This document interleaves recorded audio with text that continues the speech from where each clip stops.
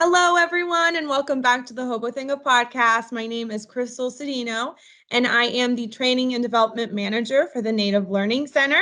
And I'm thrilled that all of you are tuning in for another episode this week, which we are very excited to, be participating in. With me, I have my right-hand lady, Cora. Go ahead and introduce yourself. Hello, everybody. Thank you for coming back. I'm Cora Anthony, the Training and Development Specialist here at the Native Learning Center. Wonderful. And we have three very special guests whom we have all worked with at the Native Learning Center with TAs and trainings and so on and so forth. But with that, I'm going to go ahead and introduce each of them. So with us today, we have Dr. Cynthia Annette, who's a professor at Kansas State University, and she works with Tribal Tab. Go ahead and wave to the camera, Cynthia. Yeah, awesome.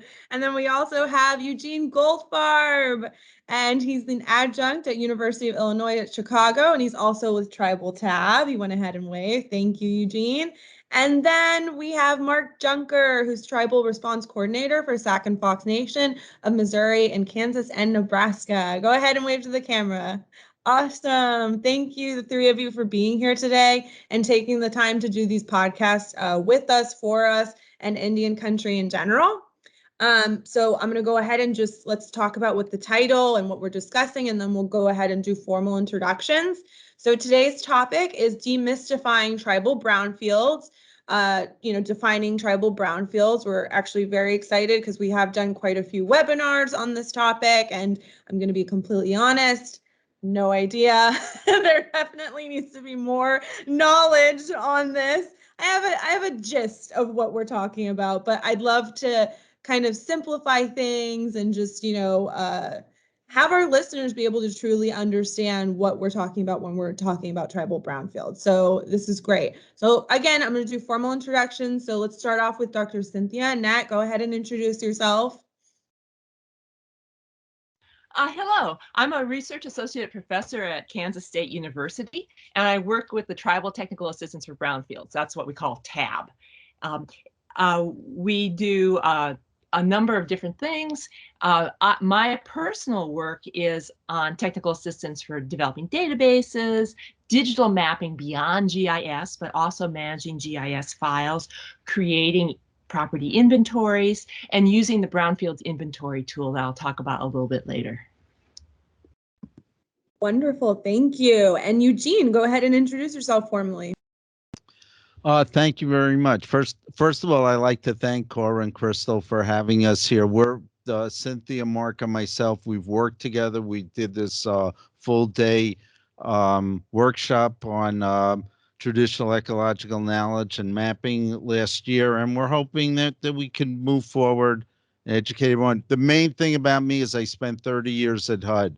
Most of that environmental assessment and everything I look at is through the HUD lens, through my education at HUD. Wonderful. Thank you, Eugene. And last but not least, Mark. Hello, I'm the Tribal Response Coordinator for the Sac and Fox Nation, and in my daily work, my work plan calls for me to identify and clean up properties that may be contaminated and underused. I'll also respond to spills, hazards, and threats to the environment, and that can range from anything from a unattended gas pump nozzle to a pile of asbestos siding where kids are sliding down. It could also be a full-blown train derailment. We also want to encourage the community to engage and not just listen, but actively seek their involvement. And that's where we kind of get into the traditional ecological knowledge. It's a concept that requires we listen to the voices of the elders and the people that live on the land, and can relate that to our current situation. And we need to do that in an ethical space where our knowledge is taken at face value and not looked at as merely supporting or cursory evidence when we're looking for strategies for cleaning up or reusing some property. Wonderful. Thank you for that, Mark. And I agree. I do. And I think Cora and we mentioned this, through each podcast episode. It's not just about listening.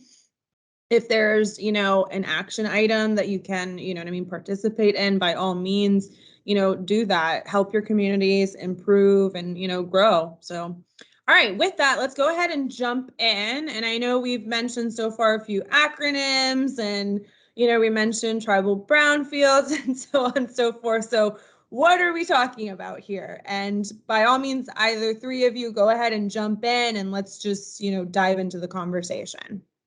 Yeah. Let me start with something simple. I had a friend since passed away, Charlie Barsh, and he claimed that he was in the bar when they came up with the term brownfields. And so I think first question is, what's a brownfield? And one easy way to view it is it's not a greenfield. If you're going to build something new, whether it's strip commercial or housing, are you going to take a piece of land that maybe was farmed and just, you know, build the foundation and then build your project? Or are you going to take a property that's dilapidated, that's just sitting there pulling down the rest of the neighborhood, and are you going to redevelop that and help the neighborhood? So are you going to build on a brownfield or a greenfield? And before I turn it over to other people, I think I should also say EPA's definition that was in the Brownfield statute, where they legally defined it as a brownfield as a property, the expansion, redevelopment, or reuse of which may be complicated by the presence or potential presence of a hazardous substance, pollutant, or contaminant. In other words, a brownfield doesn't even have to be contaminated. It could just be people think it might be contaminated, and because of that, they're staying away from it, and it's a stuck property and nothing's happening. Wonderful. Thank you for that, Eugene. Cynthia, were you going to mention something? I was just going to mention, as a follow-up to that, that the Kansas State Tribal Tab is a technical assistance group that's free to all tribal communities. And we do a lot of work in assisting in environmental assessments, brownfields inventories, developing remediation strategies, developing techniques for community engagement, identifying funding, reviewing proposals. So all the different aspects of the brownfields redevelopment process that spring from the definition of brownfields that Eugene was just saying, we have expertise that can provide tribal communities with that sort of assistance. Yeah, and hopefully what you're getting out of that is that it's not easy to redevelop a brownfield. Like, it's a lot easier to redevelop a greenfield, but brownfields takes a lot of effort and a lot of resources. Wonderful. And yep, go ahead, Mark. And in Indian country, a lot of times a property may not be redeveloped. It may just be turned into green space, and that's a legitimate project as well. In a lot of cases, we've had housing on the reservation where asbestos was the predominant contaminant. And in those instances, in a small town like Reserve, Kansas, with a population of about 100, we're not going to have a business move in, but we can turn that into a green space that helps with a lot of different things in the environment, including, you know, stormwater retention, and with our flash flooding problems, it's something that's a real benefit to the community. So it doesn't necessarily have to become a brand new business. That would be great, but getting outside entities to invest on the reservation is a pretty sticky wicket sometimes when we look at some of the tribal concerns and their sovereignty. Absolutely. Well, okay, so let's simplify this a little bit more. And, you know, we have this on the agenda to kind of discuss as well. So when you say green, you know, greenfield, can you also provide context for that, what that is, and so on and so forth? Well, I'll say brownfields term came in existence in the 80s. And what was happening in the 80s, that post-World War II, most metropolitan areas had expanded to the suburbs, where it's just the city kept on growing and growing and growing and building on another greenfield. And they were left with almost like donuts in the center, where you had distressed properties, where either it was underutilized or it wasn't being utilized at all. And this gets into a little bit of the history, but when EPA passed the Comprehensive Environmental Response Compensation and Liability Act, CERCLA, also known as Superfund law, it really provided, maybe we'll get into that later, but it made it even more difficult to redevelop brownfields. And at that point, the National Conference for Mayors was screaming at EPA that you're making it impossible for us cities to get any investment. And that's when they came up with all the brownfield programs. But brownfields are in rural areas also. Brownfields are everywhere. Everyone has problem properties that are like a cancer attacking the neighborhood and bringing down the rest of the neighborhood. Okay, so just for clarity, because like Crystal said, this is completely new to me, right? So when you're speaking of a greenfield, is it like an area that can be developed, like a healthy piece of land that can be developed, and then a brownfield would be like a piece of land that it's facing some sort of struggles, like Mark mentioned, like asbestos and things like that? Is that like the stark contrast between the two?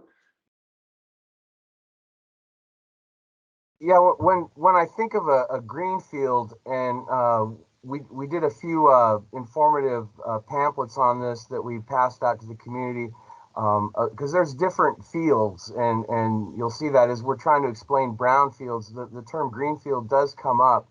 And I don't know if it has an exact definition, but it's a property where there is absolutely no perception of any contamination. It may have just been a field that had been used before, a park, things like that, where there's no history of any possible contamination, and people are eager to get that property because they know there's not going to be any liability to it. A lot of times when we get these brownfields, they can go way back in time, and even if someone's resold that property, they can still be held liable for any contamination. And so when we look at some of like the almost like I guess stereotypical brownfields, you look at filling stations and dry cleaners. Those are where you're going to see people look at those, and just, even if they're in business, they're like, that, that's a brownfield. It's going to be a brownfield one of these days. Yeah, And go ahead. let me also say that in Indian country, it's even more complicated. That if I'm in the city and I have a neighborhood and I have this little parcel of land, and okay, I could get some resources and maybe turn it around, get the private sector interested, but back in lots of parts of our country, we have like mined areas, we have manufacturing areas where it's huge contamination, and they're on tribal lands. And how are we going to find the resources to make this whole again? It's a big problem. No, and I appreciate that clarification because it does make sense. Especially for me, where I have been out in Indian country, Cora's worked on our reservation in Big Cypress and whatnot, but she hasn't really been in like the I don't want to say the boonies, but just like deep in Indian country. So you don't get to totally see you don't really get to see, if you're not out there. I feel like a lot of the time you don't really get to see what the environment is like and what land they're actually working with. So this is great, a good base, I think, to try and understand from the beginning. Like you said, you're trying to redevelop land, you're trying to do something within your community, but you're running into this issue, or you're not sure how to move forward with that. And I'm assuming that's where you guys kind of come into play to help fill in that gap. Am I right in saying that? Oh, we certainly are available for technical assistance and for helping to come up with a strategy for identifying those sites. I want to make sure to mention that since we are funded off of an agreement with EPA, we're free. So our technical assistance is free to all tribal communities. And we have a whole range of people on our staff, and we have a lot of partners. So we have a lot of people like Mark, and a lot of partners who work in different tribal environmental offices who do a marvelous job with like peer mentoring. We have quite a few people who will volunteer their time or come in and say, I've had to deal with that problem, and this is my strategy. It may be different than what you come up with, but it will give you some ideas. Could I also add another element to this whole deal of brownfield redevelopment, why we want to do it? You know, sometimes that we have some older structures that's really important to the history of the tribe. Maybe it was an old schoolhouse. Maybe it was the general store. Maybe it was the seat of government at one time. And since then, the tribe has moved on to a bigger, fancier building, or you know, it's the building is obsolete, that no longer does. But it's important to people understanding what this tribe went through, what was their history, what's unique. And brownfield redevelopment, coupled with historic tax credits, and maybe we'll have a podcast on that later on, really provides the tools to preserve your history. And you know, we can't move forward unless we know who we are and where we've been. No, that's beautiful. Thank you. And so, and I guess this is where we can kind of like move forward. TRPs and TDHEs working together. Can we go ahead and maybe expand on that? Maybe Mark, you can go ahead and jump in there, and so on and so forth.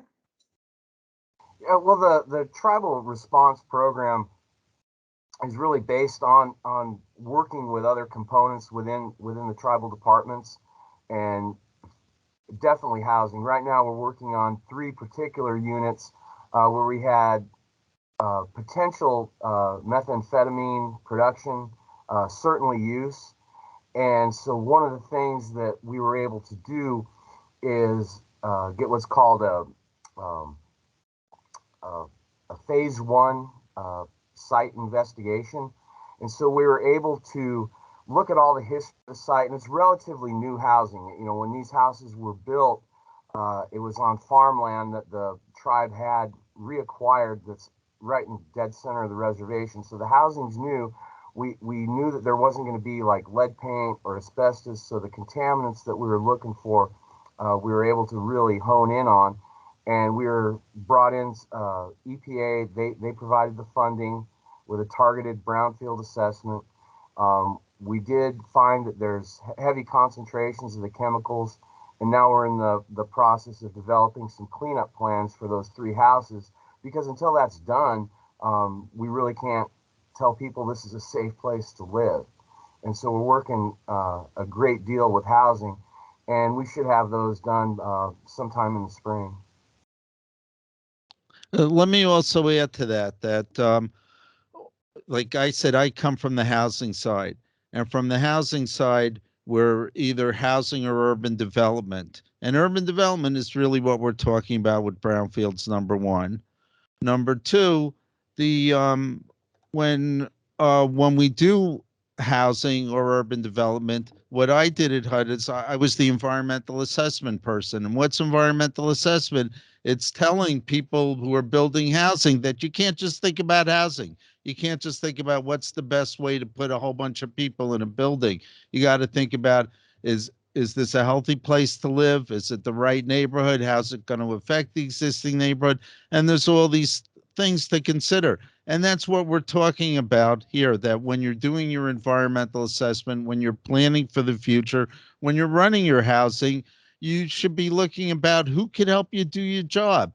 And there is this tribal response program, in most tribes have a tribal response program that can help you do a better job. And what we found, you know, the last few years running Tribal Tab and everything, is that people think of themselves in, what do they call them, cylinders, stovepipes, and they don't talk to anyone else. And we're trying to encourage talking, working together.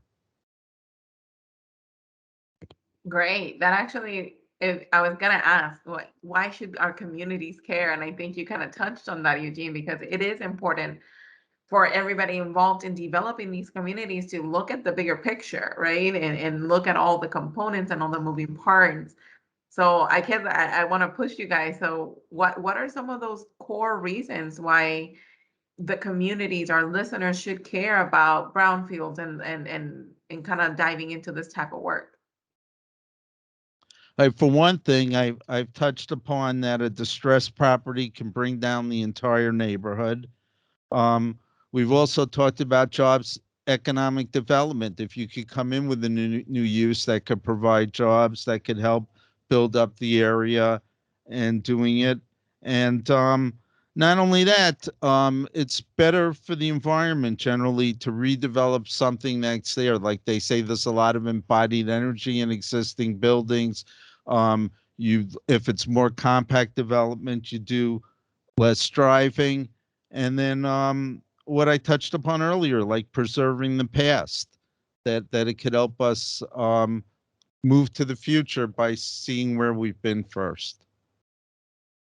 Cynthia, you were going to add something to that? Yes, and this follows right from Eugene's mentioning of preserving the past. It can also help to heal historic trauma. Good examples are the cases where we've been doing technical assistance for tribes who are doing remediation on old BIA schools, old boarding schools. Those buildings might be full of asbestos, they might be full of lead, and be brownfields.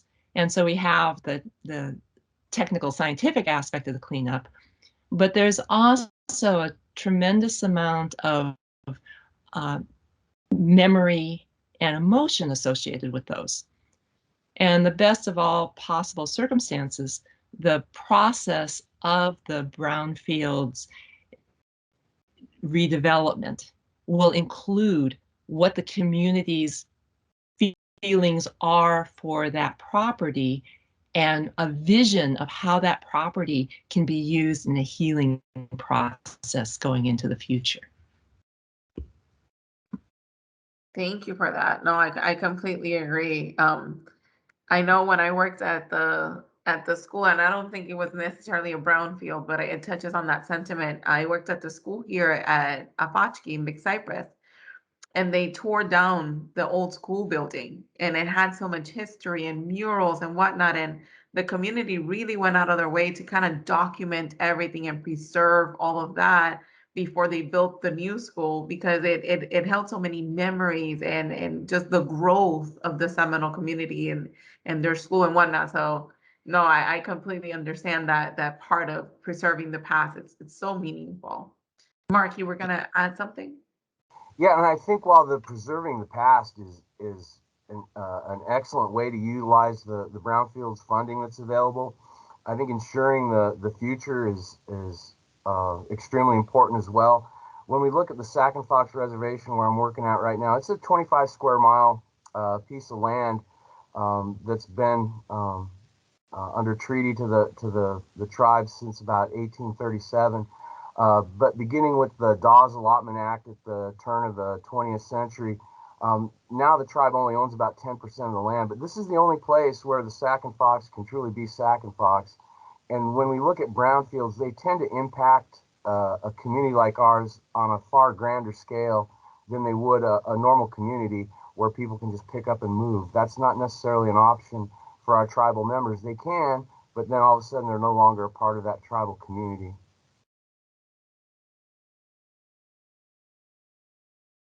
And I think that's a really important point, that most people, they're not as concerned if things become obsolete, if things become contaminated. Oh, I'll move out of the neighborhood. And that is one of the main differences in tribal communities, is we don't want to move out of the neighborhood. We want to stay here. And maybe this is a good point. I don't want to take off, but to start talking about traditional ecological knowledge, like what makes tribal brownfield redevelopment in tribal areas different, is that there's this different way of looking at the world. Maybe Cynthia, you want to start talking about tech? Oh, I think we should pass it to Mark.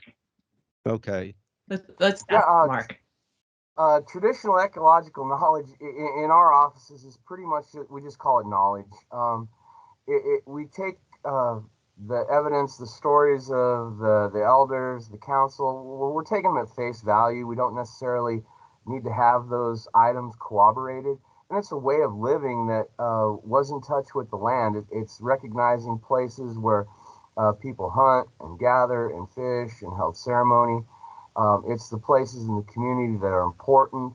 And we don't necessarily feel obligated to explain why they're important, why they need protected, what their impact is. That knowledge necessarily doesn't belong in the hands of outsiders. It's for the people. And so conveying that idea when we're looking to acquire federal funds or trying to prove that a site is contaminated, we often run into some issues where we have federal agencies that say, oh, we're committed to traditional ecological knowledge, and yet, they're still, well, let's go in and sample. It's like, well, you don't need to go in and sample. We have the stories that tell us that these places need cleaned up. Cynthia, you were going to add to that? Yeah, and one of the important things to keep in mind is the risk assessment. And so a tribal environmental professional may have a different view of acceptable risk and may want to put different standards on the cleanup. For example, if a former Brownfield site is going to be used for ceremonies, they may consult with an elder about what qualities that site needs to have.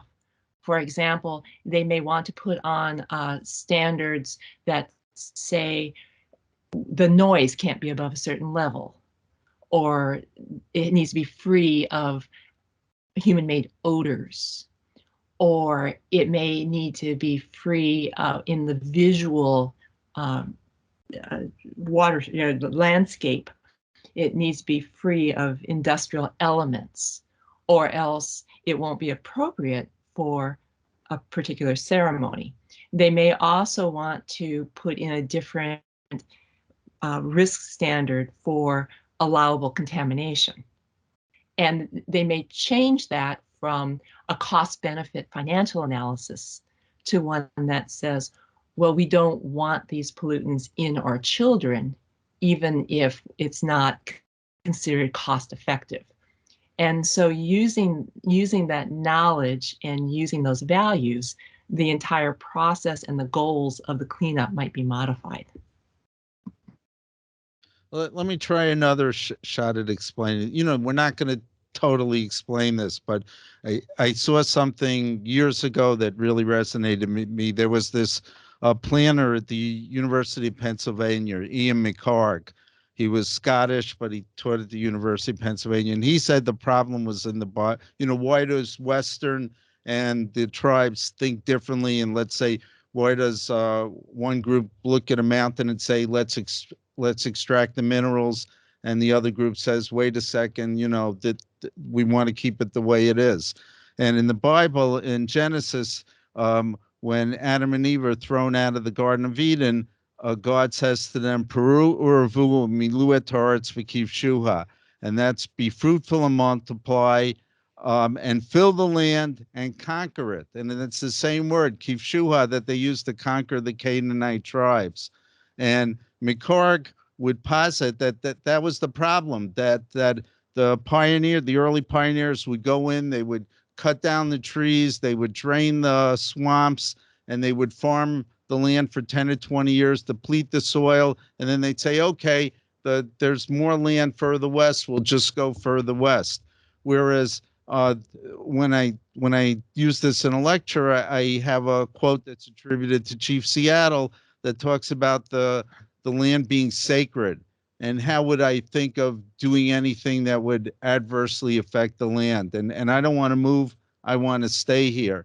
And so you could sort of say, well, you have the same set of facts. How come we can't agree what to do with this property? Often we can't agree because we're looking at the world differently. We have a different set of values. Yes, no, I completely agree. I think there's a lot of difference in terms of where there's a lot of difference in terms of like how tribes see land and taking care of it and preserving it versus the Western kind of view of kind of use, exploit, use it to the maximum and then kind of find something else. But no, I completely agree. I think that was a very thorough explanation of the work that TAK K does. Crystal, you were gonna say something? No, yeah, I was just gonna piggyback off of what you're saying. I think like in modern day today, we're very used to, and you can hear me, right? Yeah, okay. Just making sure. I've been having tech issues, technology, not TEK issues all day today. But I was just gonna say it's in modern day today, I feel like it's very common for especially areas like where Cora and I live, where it's definitely way more developed and whatnot. It's easier for us to just be like, pack up our stuff and let's go. Let's find a new home and whatnot. We don't really have a whole lot of ties to our communities here and whatnot because it's so split up. But when you're talking about Native communities, it's entirely different. Like the land matters, your community matters, your people matters. And I think it's great that we're having this conversation. We're explaining or acknowledging that this is how brownfields and land and so on and so forth all ties into one another. So thank you for that. That was it. That's all I was going to say.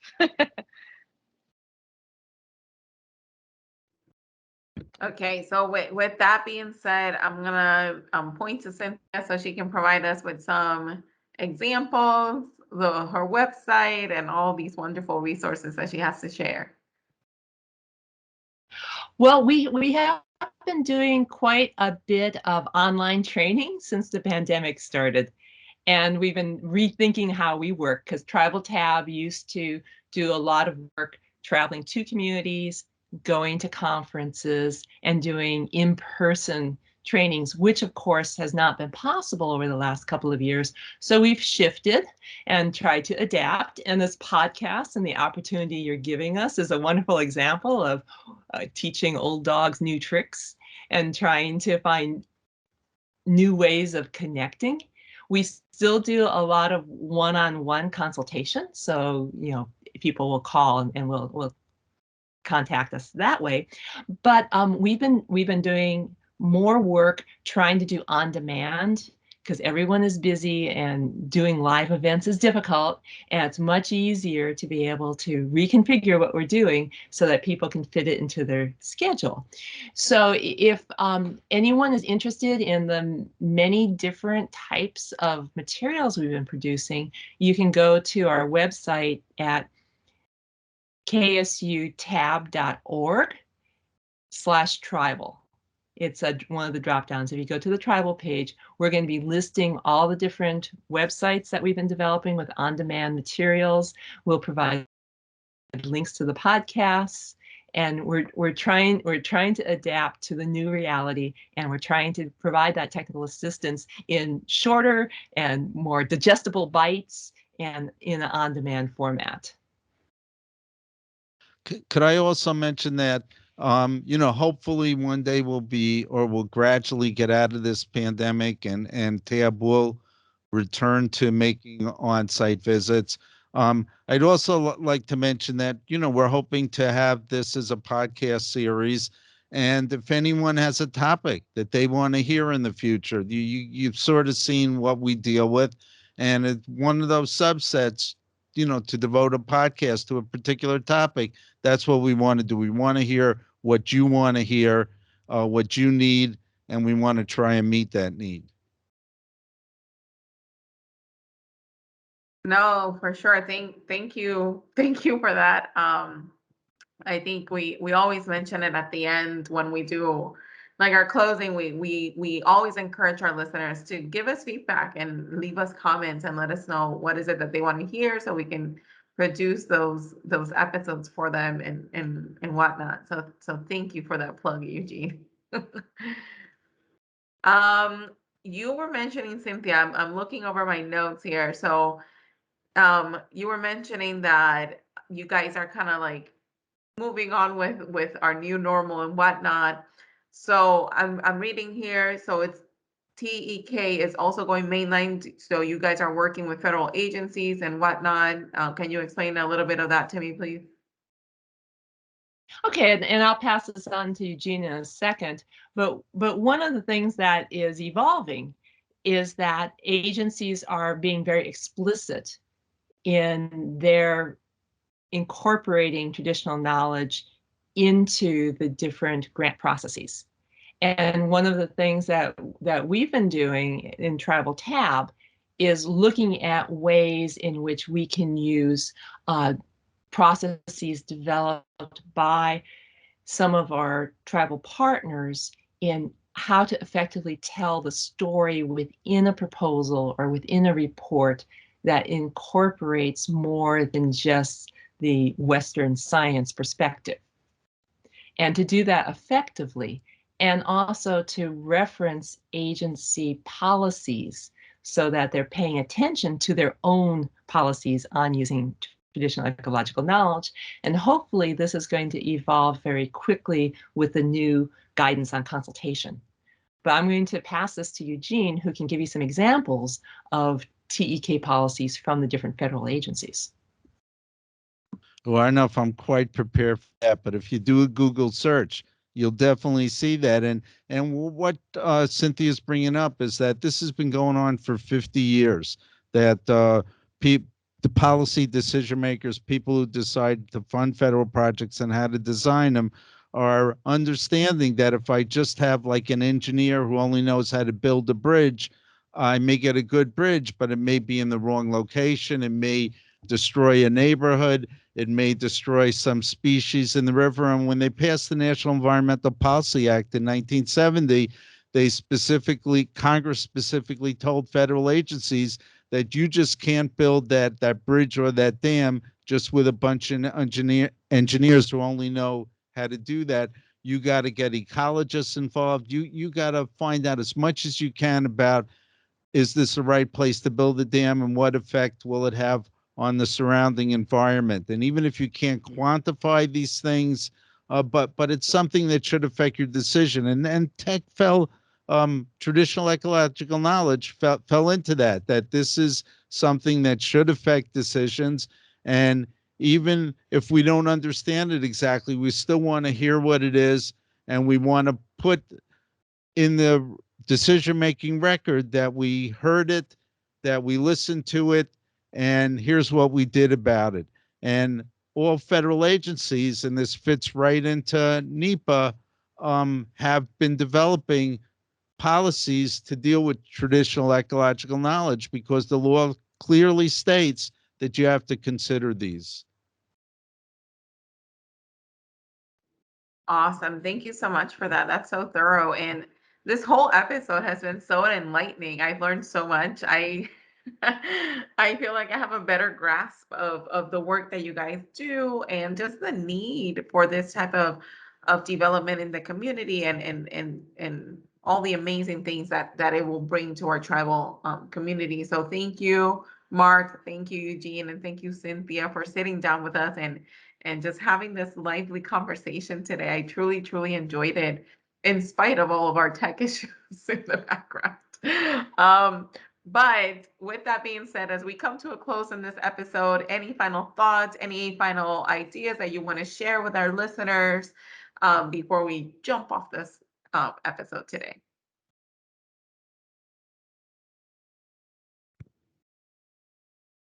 I don't like dead space, so dead air. So I feel I have to say something. We can add this. This is one thing we can add, but let's end at the very end with Mark. Okay.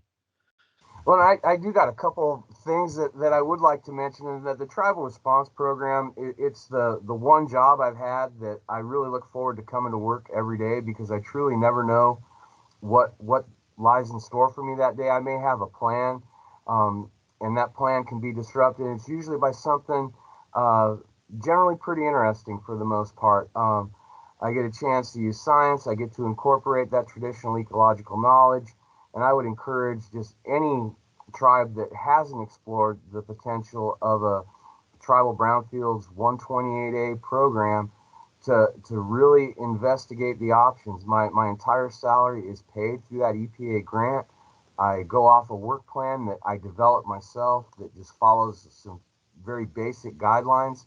Our reservation is not full of potential brownfields, but we do have several, and we do things like create cleanup plans. We do the risk-based assessment and cleanup standards, things that we're willing to deal with. We oversee contractors that are doing work on the reservation. We investigate for illegal dump sites. We're incorporating a lot of climate change and mitigation strategies because we realize they're going to impact any type of cleanup that we do. And so we have a lot of areas that we can be extremely impactful within the community. And it's a fun job, and it's an important job. And I feel like I'm a useful person when I come to work.